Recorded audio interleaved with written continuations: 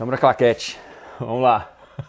Bom dia, boa tarde, boa noite para quem nos ouve, para quem nos assiste. A gente vai fazer aqui, acho que é o 9º ou 10º episódio da jornada, mas em relação às camadas, é a 8ª camada. A gente vai falar sobre a camada de solo. Um assunto que eu venho me aprofundando mais, mas eu confesso que é uma área que, comparando com outras áreas do meu entendimento, não é o meu ponto forte, mas que eu tenho me apaixonado muito assim e tem me estimulado muito a estudar e estudar de formas não ortodoxas. E hoje eu vou compartilhar com vocês por que eu falo que são formas não ortodoxas de estudo do solo. O meu parceiro de crime internet que está aqui, o Vitor Sintra, a gente vai tocar para vocês mais um episódio da Jornada do Jardineiro. Então, bom dia, obrigado, meu velho. Fala, Eurico, bom dia. Novo cenário agora, novos ares, muito bom. Dar uma renovada no clima da mente, né? Voltando à primeira camada. O estúdio corra para o campo assim que você puder. Às vezes ele troca de endereço, dessa vez ele fez uma troca de endereço boa. Inclusive, tem a pertinente com a camada do solo, né? Estou numa propriedade aqui sobrepastoreada, com vários desafios do solo que eu pretendo melhorar com os ovinos, né? Na última propriedade a gente tocou e eu consegui dobrar o BRICS, né, o conteúdo de açúcares disponíveis nas seivas e nutrientes, fazendo o planejamento das pastagens. E nessa aqui vai ser um desafio. A outra tinha várias áreas que vinham sem manejo nenhum há 5, 7 anos, dependendo da área. E essa daqui vem sobrepastoreada, está completamente devastada. Então não tem matéria orgânica, não tem forragem para os animais. Desafios diferentes, desafios diferentes, mas bem pertinente com a questão do solo, né? Precisa de uma correção de solo aqui, precisa de um cuidado com o solo e tal. Vai ser interessante fazer esse acompanhamento aqui também. Aí, quem está aqui na Jornada do Jardineiro tem que acompanhar o BBB das ovelhas, que a gente chama carinhosamente a lista de reprodução dos ovinos. Falar nisso vai sair agora, né? O 12. Mas eu acho que eu tenho duas perguntas em uma, mas eu vou dividir ela em duas, mas eu acho que você consegue responder na sequência. A primeira é por que a gente precisa planejar solo, e a segunda é por que o solo é a 8ª camada do planejamento. Então, a gente tem uma genealogia de cientistas do solo, né? Alguns autodidata, alguns botânicos, alguns agrônomos. E essa genealogia de pessoas que vêm defendendo o solo como ponto de partida para a saúde de todo o sistema de vida, né? De todo o ecossistema. Eles não foram ultrapassados. Né? Todos esses cientistas, todos esses autodidatas, todos esses produtores rurais que vêm defendendo o solo como base da saúde da vida, não é que eles foram derrotados academicamente, não foi nada disso. Eles simplesmente foram abafados por um marketing multibilionário das corporações subsidiadas pelas petroquímicas no começo e depois também com as farmacêuticas. Então, a saúde integral de toda a sociedade vem do solo. No Brasil a gente tem a Ana Primavera, que falava muito sobre isso, mas fora a gente tem outras pessoas. Um dos ícones, assim, né, um dos precursores da abordagem orgânica é o Sir Howard Beck, é o Sir Albert Howard. O Becker é da sociologia, confundi aqui. E ele foi das pessoas que mais recomendaram o uso da compostagem. A gente pode falar um pouquinho sobre isso, mas a questão é que eles foram subjugados, né? Eles vêm provando que o solo é a base da vida, mas ganhou a narrativa que vê o solo como inerte e você coloca ali alguns químicos para conseguir aumentar a produtividade. Então não é que eles estavam errados e ficaram ultrapassados, eles estavam muito corretos, mas ouvir as recomendações de pessoas, por exemplo, como a Ana Primavera e o Albert Howard, levaria a gente para um outro tipo de ocupação territorial. Um tipo de ocupação territorial que se cria a partir do território, se cria a partir do solo onde pisa. Ela não é baseada em insumos externos. Então ela não se prestava para o projeto de globalização, de dominação do território pelas grandes corporações. Então o solo, uma das perguntas é por que a gente deve planejar o solo? todo o equilíbrio de saúde integral vem a partir do solo. Aí essa linha de pensamento, né, de um solo saudável, plantas saudáveis, animais saudáveis, seres humanos saudáveis e sociedade saudável, encontra pensadores como Ana Primavera, como o Albert Howard que eu coloquei aqui, e alguns outros, né? Então a gente já sabe que a biocapacidade veio a partir do solo. Então o planejamento do solo, ele é importantíssimo quando a gente quer ter saúde integral. Pessoas que têm um compromisso com a produção orgânica original, né? Não é a certificação orgânica, é a produção orgânica como ela foi pensada pelos seus pioneiros, elas têm uma desconfiança muito grande de produtos de origem vegetal ou animal de solos que elas desconhecem. Tamanha intimidade que eles têm com o solo deles, né? Então o planejamento da saúde do solo passa por uma série de habilidades, né, interdisciplinares e tal, holísticas, integrais, mas ela só se torna evidente para quem consegue constatar esse fato de que a nossa saúde vem da saúde do solo. É impossível você ser saudável em cima de um solo doente. E é por isso que a gente nunca antes na história da humanidade teve tantas doenças crônicas. A gente tem pessoas malnutridas e obesas ao mesmo tempo, pessoas com doenças crônicas que têm origem em desequilíbrios nutricionais do solo, que passa para as plantas, que passa para os animais, que passa para a gente. E a gente tem pessoas com desequilíbrios de saúde que tem a ver com a falta de nutrição no solo. Então a importância do solo toda a nossa saúde vem do solo. E aí o Alan Savory, da gestão holística, ele fala, né? Em última instância, nenhuma sociedade pode ser viável, pode ser saudável, se a economia dela não vem de um solo vivo e de plantas saudáveis produzindo uma capacidade máxima de fotossíntese, né? Então, em última instância, a viabilidade do projeto civilizatório vem do solo. E a gente está vivendo uma loucura mesmo, a gente está vivendo uma distorção da realidade, onde a gente cria uma sociedade que é doente porque ela usa subsídios químicos externos para fazer o solo produzir. Mas produz uma planta deficitária, que produz um animal deficitário, que causa todo esse desequilíbrio que eu estou falando na sociedade, né? Então, grande parte das doenças que a gente tem hoje e grande parte dos problemas econômicos que a gente tem hoje, eles começam no solo. Então, o solo é fundamental, é essencial. Por que ele viria na 8ª camada se ele é tão importante assim? Então, o IOMAS, ele criou a escala de permanência da linha-chave baseada nas coisas mais permanentes, né? A gente toma decisões e faz a priorização do planejamento a partir das coisas mais permanentes até as mais impermanentes. E o solo é a última, ou seja, o solo é o mais impermanente. O clima a gente não consegue dominar, né? A não ser 8 bilhões de pessoas vivendo sob a égide de um sistema reducionista exploratório, a gente muda o clima, mas a gente não consegue fazer isso significativamente, rapidamente, numa pequena propriedade, né? Ou mesmo numa propriedade de grande porte. Então o clima você não muda muito. A geografia você não muda quase nada. A partir da água você começa a fazer intervenções que mudam o lugar. Barragens de tamanhos variados, né? Enfim, sistemas de irrigação que podem fazer uma área que era menos produtiva ser mais produtiva. Aí intervenções que são relativamente permanentes, como as estradas, né, de acesso interno. Uma vez que você abre uma estrada, ela vai durar muitas décadas. É difícil você terminar uma estrada. Estradas desativadas, inclusive, costumam virar voçorocas, é perigoso, né? Estradas sem manutenção. E o solo é a última, porque o IOMAS diz o seguinte, é muito fácil você destruir o solo, mas também é muito fácil você construir solo. E ele começou a escala de permanência numa época que estava no auge dos movimentos de conservação do solo. A gente teve as tempestades de poeira de 1930, que elas foram decorrentes do primeiro uso de maquinário bélico na agricultura.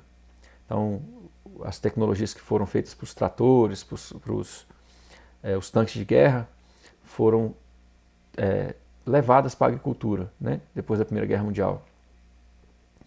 E ali a gente teve as primeiras tempestades de poeira na Austrália, nos Estados Unidos, ou seja, arar muito solo, cultivar muito solo, né, um distúrbio muito grande. E aí teve a primeira onda de preocupação com o solo, porque essas tempestades de poeira fizeram com que alguns lugares perdessem mais de 1 metro de profundidade de solo superior. É uma coisa bem grande, assim. Se vocês procurarem na internet, por exemplo, as tempestades de poeira, tem que procurar em inglês, né? Mas de 1930 e depois as de 1950, tem áreas que você vê o pedestal. O pedestal ou testemunho. Em português acho que é testemunho. O lugar onde a árvore brota é o testemunho, né? A semente sempre brota no limiar do solo com a atmosfera. E em alguns lugares você tem as raízes suspensas e mais de 1 metro de solo levado, e o lugar onde a semente brota suspenso no ar. Então esse é o testemunho, né? Aí de novo a gente teve em 1950, e aí criou-se esse movimento mundial, né, de conservação do solo. E o Iomas dizia assim, conservar não é o suficiente, a gente precisa conseguir criar solo. E ele conseguiu genialmente criar solo. Então vem na 8ª camada, porque é fácil de degradar, mas o Iomas comprovou com a obra dele, com a vida dele, de que é igualmente fácil a gente criar solo e criar solo saudável. Eu começo a juntar agora um pouco das outras camadas e analisar essa camada de um outro jeito. Por exemplo, eu tenho subdivisões e estruturas que eu vou colocar na propriedade. Dependendo do estado do solo e as características dele, eu posso alterar essas subdivisões para tentar aumentar a regeneração desse solo.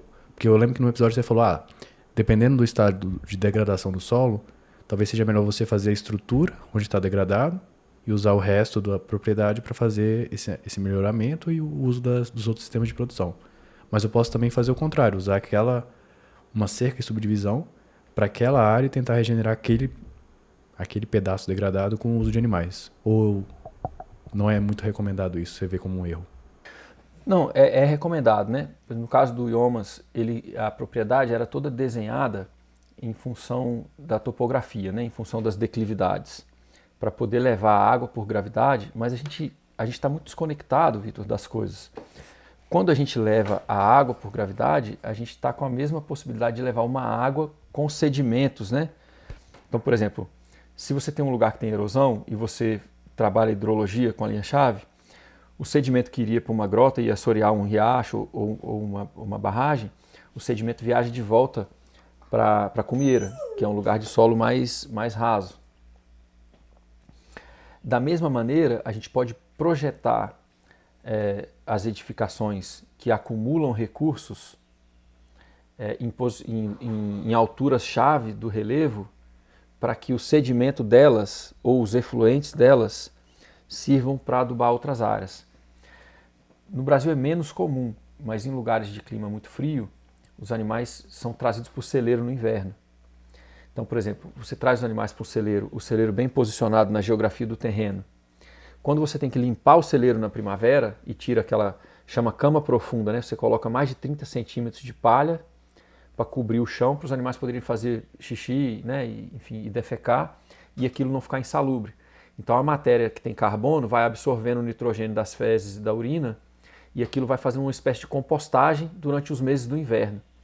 Quando você puxa aquilo no começo da primavera para fora, você tem que espalhar aquilo no terreno. E antigamente na agricultura, principalmente na agricultura orgânica, né, o pessoal falava muito da lei dos retornos. A gente precisa retornar para o solo os nutrientes que a gente tirou. Então, nessa lógica da sua pergunta, quando a gente posiciona bem as edificações e a gente faz o manejo delas, seja o saneamento ecológico delas, ou seja o manejo, como eu falei, de lugares que têm animais que ficam semi-confinados, esse semi-confinado pode ser por várias razões, pode ser só de noite, pode ser pela facilidade de manejo da pessoa, por exemplo, um pequeno galinheiro com cama profunda, pode ser pelo inverno rigoroso, pode ser por uma série de questões. Nem todo confinamento ele é ruim. O confinamento industrial é horrível, mas em propriedades familiares, às vezes o confinamento se faz necessário. Nesses casos, você ter a edificação topograficamente bem alinhada, você vai depois espalhar isso morro abaixo. Essa propriedade que eu estou aqui, os caras fizeram o galpão de trabalho na parte mais alta da propriedade. Você tem que carregar tudo morro acima. Então, assim, Tem todo sentido isso que você colocou, né? E é por isso que a escala ela é muito elegante. Ela vai resolvendo coisas e melhorando coisas na medida em que você obedece ela. Aí você falou das edificações e falou das subdivisões. As subdivisões é a mesma coisa. Por exemplo, se eu tenho uma área que está muito ruim e eu posso criar uma subdivisão que não é permanente, né? Ela é temporária, e eu adenso animais em determinada área para adubar aquela área. E aí eu melhoro aquela área com uma ação animal, menos mão de obra humana, e depois eu desmonto aquela subdivisão e eles melhoram o solo ali. Esse conceito pode ser feito assim, e a gente pode fazer o conceito do galinheiro móvel, do trator de porco, que foi preconizado muito pelos primeiros livros da permacultura, né? Permacultura 1, Permacultura 2. Depois tem no manual do desenho da permacultura também, né? O Bill Mollison defendia muito isso. O trator de porco e o trator de galinha nada mais é do que um confinamento móvel. Olha que conceito mais... ele é doido, né? Porque ele é confinado, mas ao mesmo tempo ele é móvel. Então assim, você tem uma área confinada com um espaço interno saudável para os animais. Eles ganham a cada dia ou a cada poucos dias uma área nova.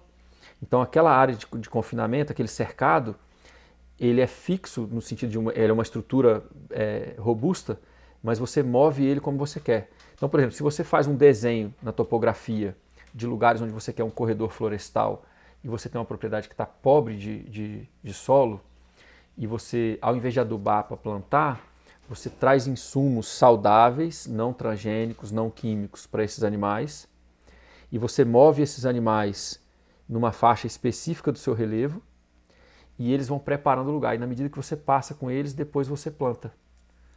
Então você tem uma espécie de arado biológico, uma inoculação biológica, uma intervenção móvel, que junta tudo isso que você falou. A edificação, as subdivisões, o relevo, o sistema de produção, e todos eles agindo para melhorar o solo que está na última camada. A escala de permanência é genial, cara.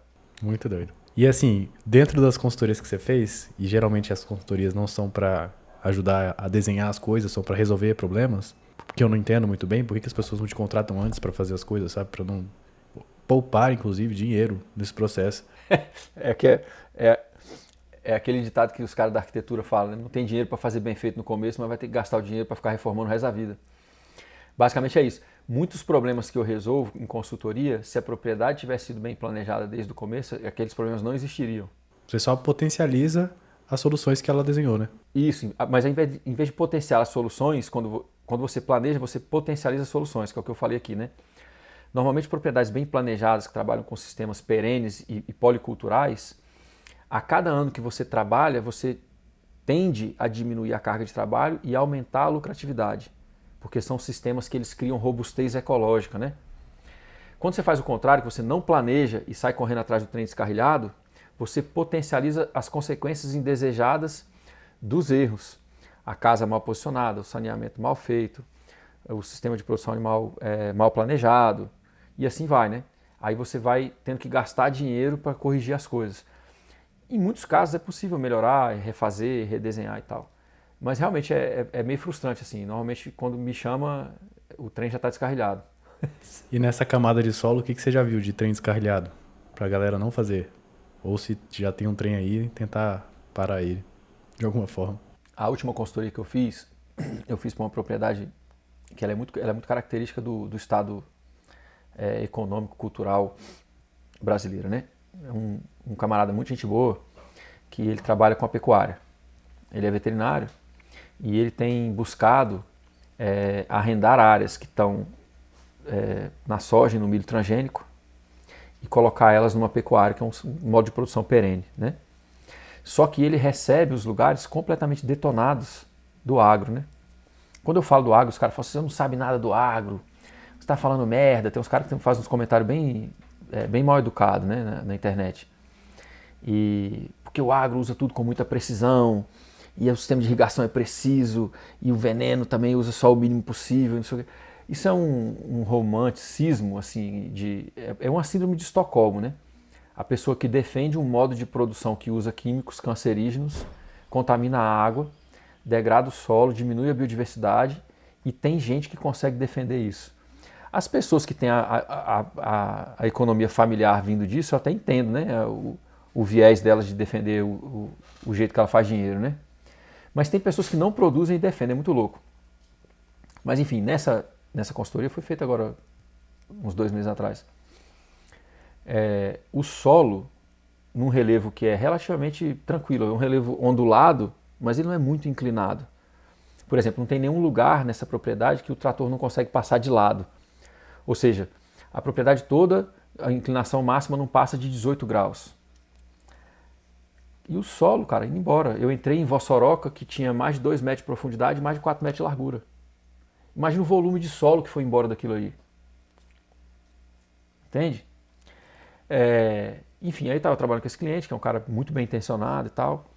Como eu falei, ele está tentando tomar as áreas da lavoura e colocar uma pecuária bem feita ali dentro. Às vezes fica numa integração meio termo, né? Às vezes ele bota os animais quando a lavoura não está produtiva, que é muito comum, inclusive os animais salvam a lavoura. Cara, vossorocas enormes, assim, a perda de solo para todo lado. E nesse caso específico, uma área de muitas sangas, né? Áreas brejadas, assim, de pequenos córregos aqui no Rio Grande do Sul, o pessoal chama de sanga. E toda essa área que está em lavoura e que tem erosão, está me indicando 2 coisas.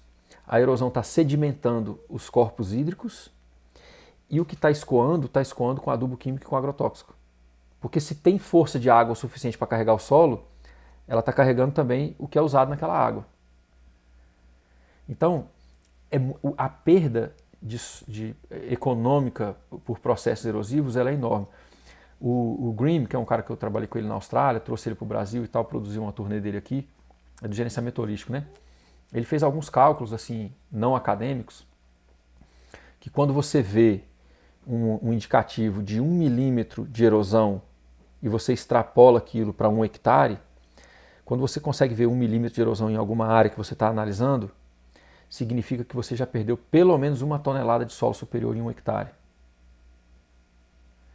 Se você for comprar um substrato de plantio, uma terra preta, isso custa, para cada milímetro que você vê de erosão, custa mais ou menos R$500, 500, R$600. Então, de novo, a dissociação, né, a ignorância das pessoas com relação ao solo como base econômica, como base de saúde também, ecológica, cria os piores erros, porque o solo vai embora, né? Quando a gente fez o episódio da água, eu falei sobre o pessoal lá de Imaruí, né? Imaruí é um município de Santa Catarina que fica do outro lado da laguna, que é chamada de, enfim, a Lagoa de Imaruí, mas é uma laguna. E a parte da lagoa está sendo assoreada. Tinha partes navegáveis por pequenos barcos e não está sendo mais navegável. Plantio de arroz, então está assoreando tudo, mas não é só isso. Todas as estradas do município, que é um município montanhoso, são mal planejadas. E toda vez que a água carrega sedimento, ela carrega erosão, eventualmente essa erosão chega dentro da lagoa. Então lá é no nível municipal. A gente vive isso no nível de microbacias enormes, né? De bacias hidrográficas enormes.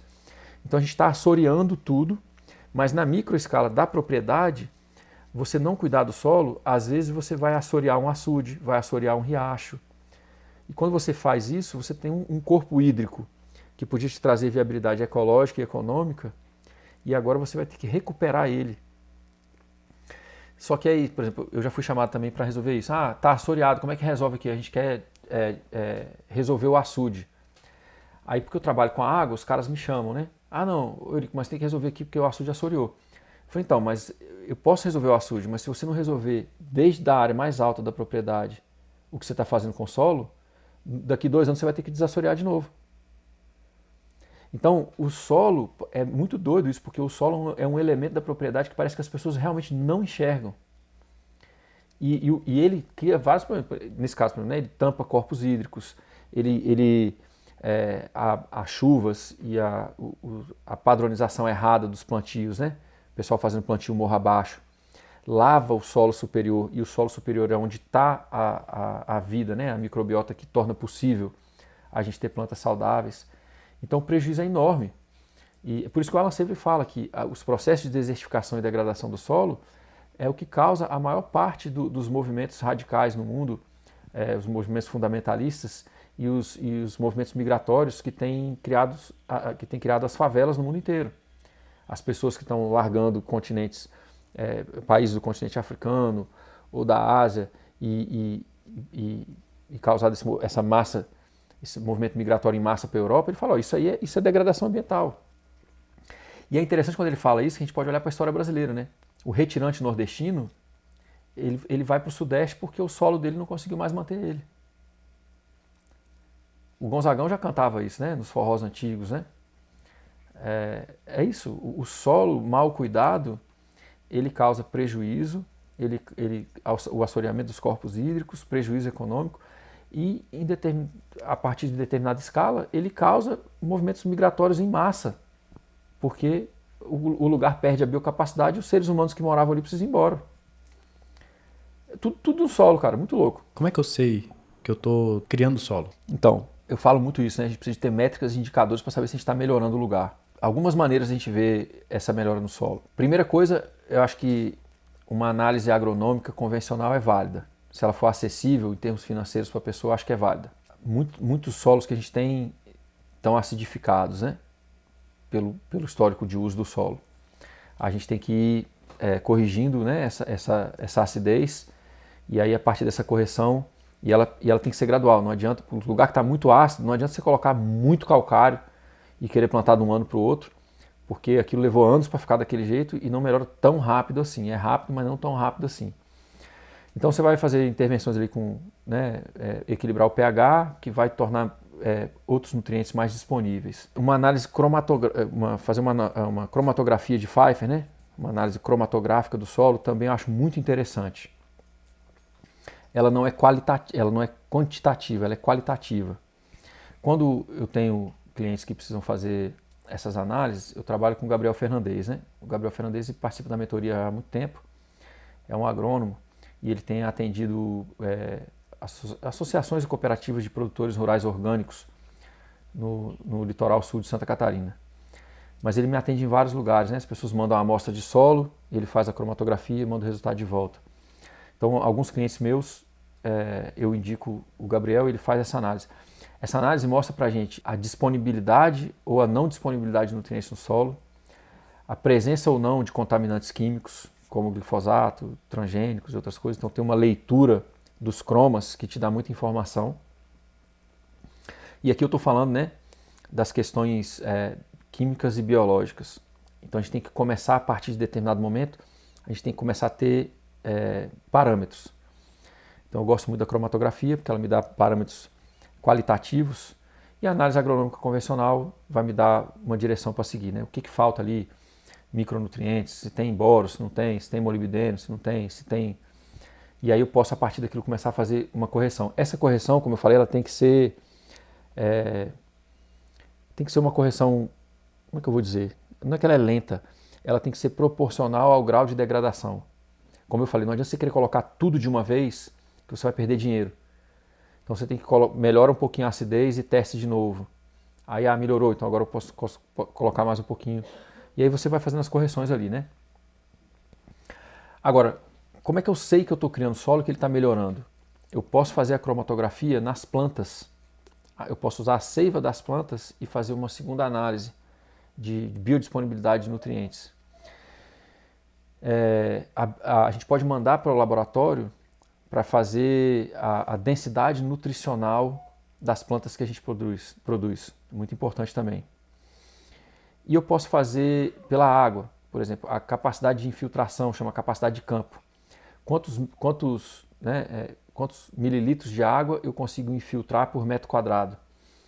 É um tubo, às vezes PVC transparente, você coloca ele no solo, coloca ali a água e vê em quanto tempo aquilo é absorvido. Quanto mais rápido o solo absorve aquilo sem escoamento superficial, mais matéria orgânica você tem no solo. Então, a capacidade de infiltração é um indicador muito bom de um solo saudável. Aí, correlacionado com isso, a gente pode pedir uma análise da quantidade de matéria orgânica presente no solo. A matéria orgânica é base, né, para a vida no solo. é decorrente da vida no solo, inclusive, né? Tem gente que chama acho que é necromassa, enfim, as várias partículas, moléculas e tal, de pequenos organismos que morrem, né? Também compõem ali a matéria orgânica presente no solo. Então, uma análise do percentual de carbono no solo, que é essa matéria orgânica, também me indica se eu estou melhorando ou não. Tudo isso para a gente ter uma gestão do solo. Mas a gente deve, ao mesmo tempo, fazer uma imersão, um aprofundamento da nossa capacidade sensorial. A gente sabe pisar num solo, a gente sabe se ele está macio ou não. A gente sabe olhar se as plantas estão craquelentas ou se elas estão esfarelando com umidade. A gente sabe pegar um solo e cheirar e ver. Então, assim, ao mesmo tempo que a gente precisa dos indicadores precisos, a gente também precisa, quanto preciso nessa frase, a gente também precisa desenvolver a nossa capacidade de leitura da paisagem, né? A identificação da matriz do solo, né? A matriz rochosa, que tipo de solo que eu tenho ali, se ele é mais arenoso, se ele é mais argiloso, qual é a rocha mãe que tem ali que forma aquele solo, que ela vai indicar mais ou menos minerais de um tipo ou de outro, né? Então, ao mesmo tempo, a gente pode ir pelo lado mais científico, mas eu acredito que a gente deve ir pelo lado sensorial também. Por exemplo, os indígenas, um tempo atrás a Tereza me mandou um texto, né, que era sobre como os Guarani Kaiowá tinham um parâmetro de classificação de solo, utilização do solo pela cor. E aí eles descreviam a cor do solo e diziam, ó, esse solo dessa cor dá para tal e tal plantio, esse solo dessa cor dá para tal e tal plantio. Então, assim, eles tinham uma alfabetização ecológica puramente sensorial, mas nem por isso ela era menos precisa. Então, as frutíferas, as coisas de mais longo prazo, eles colocavam nos solos mais escuros. As coisas mais resistentes, como abacaxi, mandioca, colocavam em solos medianos para ruim. Então, assim, a gente precisa ter métricas e indicadores para acompanhar o solo. Isso pode ser feito indiretamente pela saúde das plantas, densidade nutricional e BRICS. O BRICS talvez seja o mais prático de fazer. Você espreme a seiva e olha pelo refractômetro e vai analisando, né? Se você está aumentando o BRICS, significa que o seu horizonte do solo está aumentando, a capacidade de infiltração de água está aumentando e a saúde da microbiota do solo também. O BRICS vai te dar todos esses indiretamente. Na medida em que você tem equipe para trabalhar ou você é uma pessoa muito boa de gestão, você pode pegar métricas e indicadores de água, de carbono no solo, de biodiversidade, de cobertura vegetal, né? De biodiversidade da cobertura vegetal. Então você pode fazer um composto de métricas e indicadores. Só que se você começa medindo muita coisa e você não está acostumado a medir, você mete o pé pela mão. Então no começo é interessante a gente medir talvez coisas chaves, né? Por exemplo, uma coisa muito básica aqui onde eu estou, não tem forragem, eu poderia estar fazendo uma avaliação da disponibilidade de forragem, matéria seca por hectare. Provavelmente eu não vou fazer desse jeito, provavelmente eu vou fazer pelo BRICS de novo. Mas é isso, assim, é fundamental a gente medir, é fundamental, isso é muito importante isso, as pessoas têm que se ligar nisso. Você não faz a avaliação do solo no mesmo lugar que te vende insumo. A pessoa que faz a avaliação do seu solo, que te ajuda a fazer a avaliação do seu solo, não pode ter o ganha-pão dela vindo de venda de insumo. Você tem que dissociar esses profissionais, senão você vai ficar escravizado. Eu trabalho muito com o Gabriel Fernandes. Primeiro que ele é agrônomo, um agrônomo agroecológico. Então, para mim, né, ele traz a ciência do solo, mas pelo viés biológico. E ele não vende insumo. Pelo contrário, ele ensina as pessoas a fazer o próprio bioinsumo. Então, ao invés de te dar uma recomendação de está faltando tal coisa, vai ali e compra, ele te dá a recomendação, olha, está faltando tal coisa, os processos biológicos que você precisa passar por eles para corrigir o solo são esses, e você pode acelerar esses processos com tal e tal bioinsumo que você pode fazer aqui dentro. Então eu trabalho muito com ele porque ele, enfim, né, ele traz essa coisa de trazer autonomia para o produtor. Se você trabalha com um agrônomo que vende o produto, está roubado, você vai se lascar. Então é importante ter as métricas, mas é muito importante você ter um profissional de confiança. Aquela coisa que eu falo, né? A gente precisa ser o especialista da própria complexidade. Eu não saco muito de solo.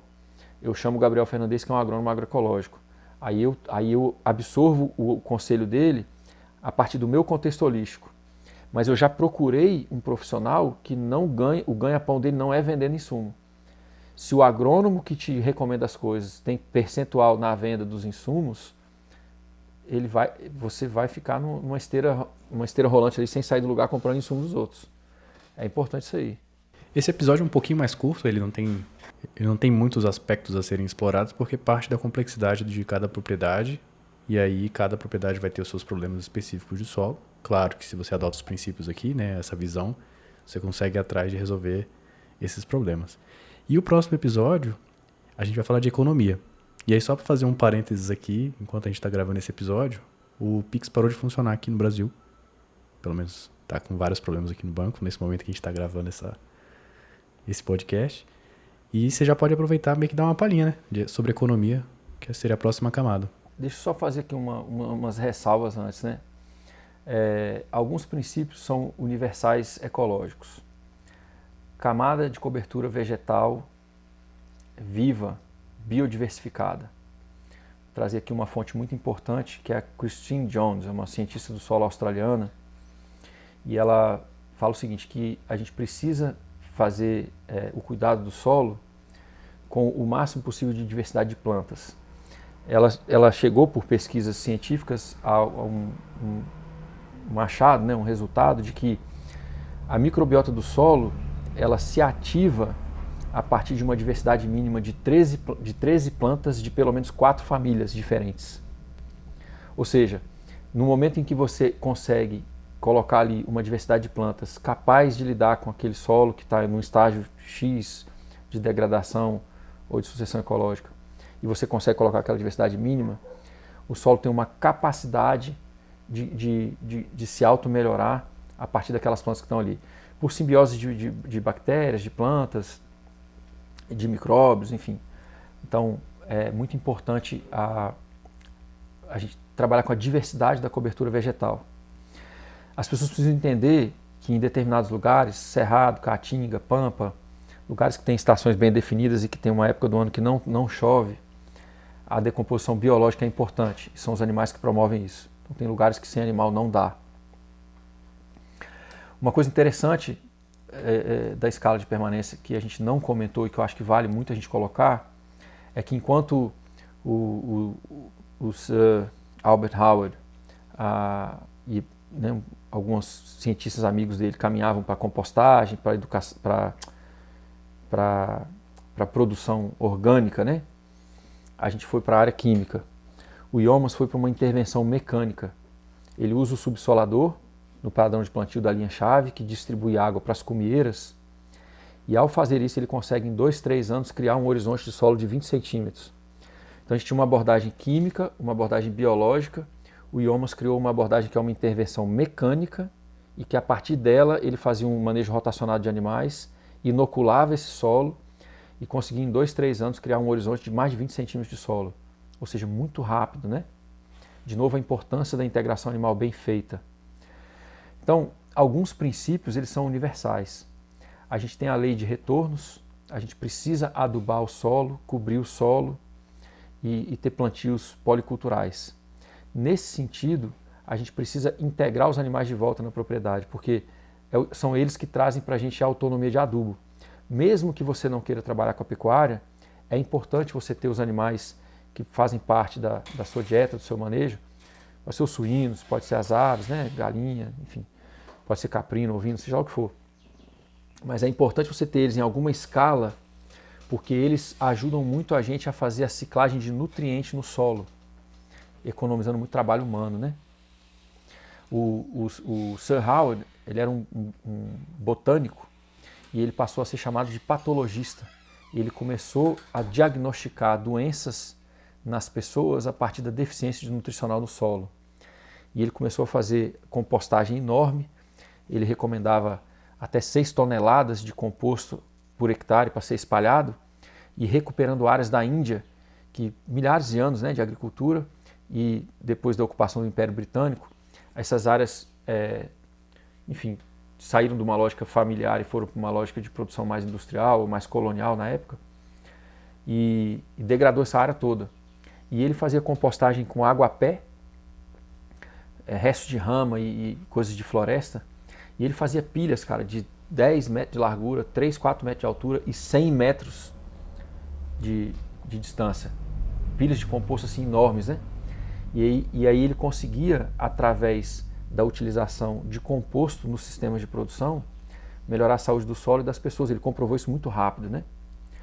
Então, alguns princípios são universais. A gente precisa retornar o nutriente para o solo precisa estar coberto com a camada vegetal diversificada, a gente precisa da integração animal, a gente precisa da estratificação, né? Essas várias espécies têm estratificação. E isso não é só florestal, nos campos de pradaria e cerrado também, né? Multistratificado. Vários andares que vão recebendo a chuva, infiltrando a chuva, evitando erosão. E a correlação entre solo e água é muito forte. Para cada 1% de matéria orgânica que eu coloco no solo, eu aumento 144 mil litros de água disponível por hectare no solo superior. Isso é um dado que vem do livro do Charles Massa, né, que é um ecologista e produtor rural australiano. Está por aqui esse livro dele. Esse livro aqui, muito bom. The Call of the Reed Warbler. É um passarinho, né, que fica no... passarinho que estava em extinção e ele conseguiu fazer voltar para a propriedade dele. Esse estudo aqui ele fez 150 fazendas que trabalham com abordagens ecológicas, né? Escala de permanência da linha-chave, biodinâmica, permacultura, gerenciamento holístico. Ele estudou 150 fazendas na tese de doutorado dele. E ele mostra isso, né? Que o solo coberto, com plantas multistratificadas, policulturais e tal, aumentam muito a capacidade de absorção e retenção de água no solo. Um trabalho muito interessante, o trabalho dele. Então, o solo, apesar da gente precisar, no meu caso eu preciso, né, estudar muito bioquímica, me aprofundar mais nessas questões, eu tenho igualmente prestado atenção nas plantas indicadoras. Aí vem um outro trabalho que é da Ana Primavera. As plantas que surgem ali, elas dão para a gente com muita precisão um indicativo do estado do solo. O tipo de falta de nutriente que tem, ou o excesso de nutriente que tem, compactação ou descompactação, se o solo está tá desagregado ou se está muito compactado, né? As plantas elas indicam isso para a gente. Então a gente tem maneiras que são universais, porque a ecologia funciona da mesma maneira em todo lugar, né? Muito embora os biomas sejam diferentes, os princípios ecológicos são os mesmos. Todo lugar funciona pelos processos ecossistêmicos. Então, quando a gente aprende a fazer a leitura dos lugares pelos processos, a gente acelera muito a velocidade de aprendizado do solo, da água, né? Do fluxo solar energético, da ciclagem de nutrientes, que são os processos ecossistêmicos de novo. Então, eles são universais e vale muito a pena a gente investir paralelamente, né, nessas duas áreas. Uma área de gestão com métricas e indicadores convencionais e essa outra área que é uma área mais biológica, ecológica, sensorial, mas elas são muito complementares. É muito importante a gente fazer isso. E eu acho que liga muito bem com o que você pediu de prévia, né, da próxima camada. O IOMAS termina na camada 8, que é solo. O Darren fez uma adaptação onde ele coloca a economia e a energia na 9ª e na 10ª, para a gente trabalhar o plano de negócio, para a gente trabalhar a necessidade de planejamento econômico também, né? Eu particularmente gosto muito da abordagem do Alan Savory, porque ele faz esse reconhecimento, né, esse alerta de que não existe uma economia viável a longo prazo que não venha de um solo saudável e de plantas capazes de fotossintetizar com vigor, né? Então, conseguir pensar como essas coisas se retroalimentam é muito importante. As pessoas fazem plantios sem fazer as devidas análises do solo, convencionais e ecológicas, né? Vai gastar dinheiro, vai perder muda, vai ter bicho que vai chegar ali e vai, enfim, vai dar praga, vai dar cortadeira, vai dar, né? A natureza vai dizer para você que você colocou uma planta ali exigente num solo que estava fraco. A maneira que a natureza tem de dizer isso é atacar aquela planta. Fala assim, essa planta não tá, o solo não está pronto para ela ainda. Então a natureza vem e te mostra isso, né? Ao passo que se você faz toda essa análise que se retroalimenta das camadas, quando você chega na camada da economia, você começa a fazer as coisas com base em planos de negócio. Você começa a fazer as coisas com base em um estudo do que tipo de empreendimento naquele território combina com o seu propósito, com as suas qualidades de vida e com a sua vocação.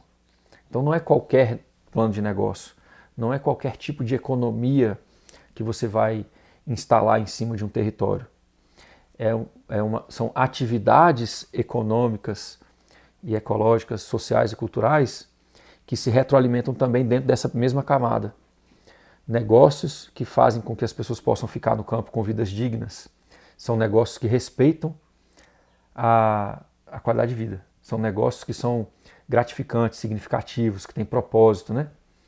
Então, ao invés de fazer talvez uma abordagem técnica de plano de negócio, eu acho que vale mais a pena a gente falar de economia doméstica, de economia da propriedade, de princípios do gerenciamento holístico para o gerenciamento holístico financeiro. A gente pode abordar essas coisas que é um jeito de olhar para a economia que não é reducionista e que combina com a minha missão, né, de plantar mais gente com vida digna no campo. Então acho que a gente pode ir por esse lado da economia, assim, que atividades econômicas que cuidam das pessoas e do território ao mesmo tempo. Acho que a gente pode ir por esse lado aí no próximo episódio. Esse lance do Pix, Vitor, que você colocou, mostra muito a nossa fragilidade também, né? Dentro da camada economia, a gente precisa ter uma função econômica regional. Por quê? Porque a gente consegue retomar o caderninho, a gente consegue fazer talvez até uma moeda alternativa e a gente não fica completamente perdido. Como a economia globalizada, ela fez a gente despersonificar as nossas relações econômicas. É muito prático pagar com Pix. É prático para o banco, não é para a gente. A gente fica sem acesso ao nosso dinheiro, o dinheiro fica circulando, o banco fica especulando com o nosso dinheiro, projetos que a gente não concorda, e tem uma fragilidade tecnológica e tem uma possibilidade de uso para controle. Né? Os projetos agora dos bancos centrais é a moeda digital do Banco Central. O próximo passo depois do Pix é o Drex.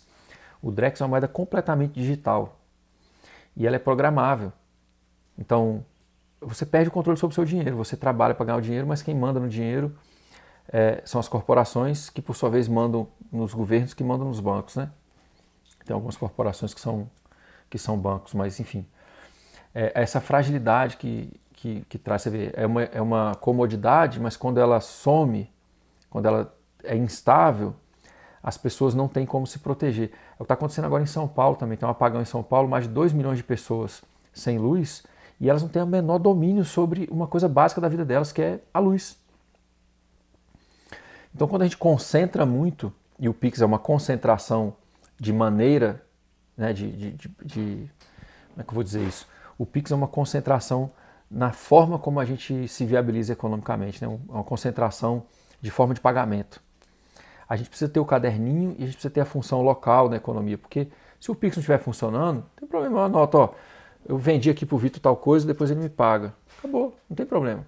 Agora, numa cidade que as pessoas não têm confiança, o tecido social está esgarçado, se você não tem o Pix, você não confia de vender fiado. Você perdeu, a gente não tem capital social para confiar um no outro para fazer essas coisas. Então, assim, pelo menos dentro do meu plano de negócio, né, dentro da minha camada econômica, eu busco trabalhar de uma forma a criar negócios que tenham uma função local. Porque se houver essa instabilidade, eu consigo compensar ela pelo capital social, né, e um tecido relacional na região, onde a gente consegue trocar alimento, consegue trocar serviço, consegue fazer caderninho, paga depois, se vira. A gente não fica na mão assim, né? Não fica nessa dependência. É muito triste ver que dá problema e as pessoas não fazem o básico. Por exemplo, qual é o básico que a gente poderia fazer agora? É todo mundo deixar de usar o Pix. Usar cada vez menos o Pix e cada vez mais o dinheiro. Algumas relações, tudo bem, não vai dar, tem que mandar dinheiro para outro estado. Tudo bem, manda pelo Pix. Mas no seu dia a dia, paga o mercado no Pix, paga a vendinha no Pix, paga a feira agroecológica no Pix, ou no dinheiro, desculpa, né? Faz as relações no dinheiro e só para o indispensável você usa o Pix. Porque a gente mantém a moeda circulando. Então, a gente mantém mais controle sobre as nossas transações. Inclusive o controle de poder ser clandestino, de trocar dinheiro um com o outro sem que ninguém tenha medo dele nisso. A gente tem um direito inalienável à privacidade. O dinheiro digital, ele tira isso da gente. Ele é completamente vigiável.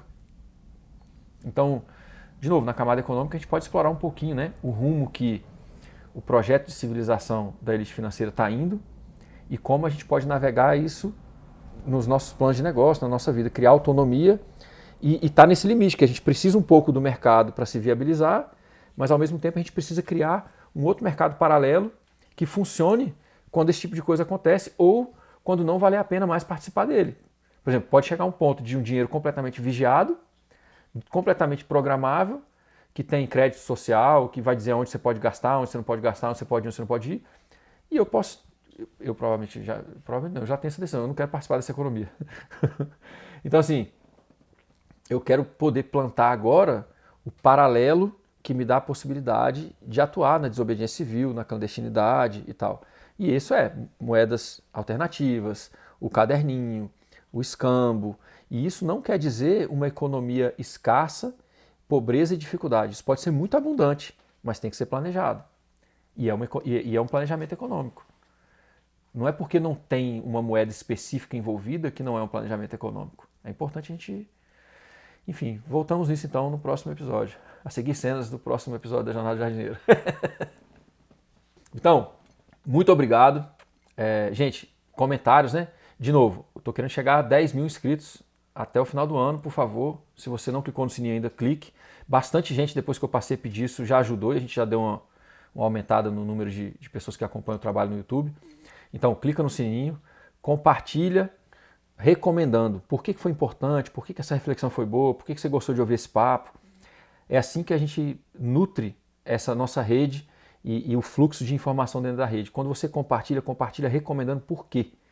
Aí você vai tornar muito mais interessante para outra pessoa abrir aquilo ali, escutar e refletir, e a gente ir criando esse diálogo em rede, tá? Conto com vocês aí. Clica no sininho, comenta, compartilha e até o próximo episódio. Valeu!